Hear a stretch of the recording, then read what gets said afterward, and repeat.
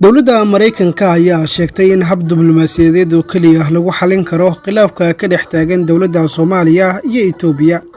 Mareykanka ayaa soo dhaweeyay shirkii aan caadiga ahayn ee IGAD ay ku qabatay dalka Uganda kaasi oo looga hadlayay sidii xal looga gaari lahaa xiisadda sii kordhaysay ee ka dhex taagan Soomaaliya iyo Itoobiya.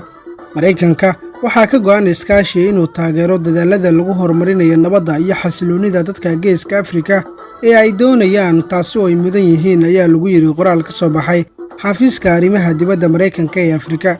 Mareykanka ayaa horay mowqifkiisu u cadeeyay isagoo sheegay in heshiiska Itoobiya iyo Soomaaliland uu khatar ku yahay xasiloonida gobolka, isagoona dowladda Itoobiya ugu baaqay inay ilaaliso madaxbannaanida iyo midnimada dhuleed ee Soomaaliya. war ka soo baxay aqalka cad ee Mareykanka ayaa walaac looga muujiyay in heshiiskaasi uu horseedi karo xasilooni darri iyo in la carqaladeeyo dadaalada caalamiga ah ee looga hortagayo argagixisada. John Kirby, isku duwaha xiriirka golaha amniga qaranka Mareykanka, ayaa u sheegay warfidiyeenka in aqoonsi Itoobiya ay siiso Soomaaliland uu halis gelinayo dagaal ka dhan ah kooxda Al-Shabaab.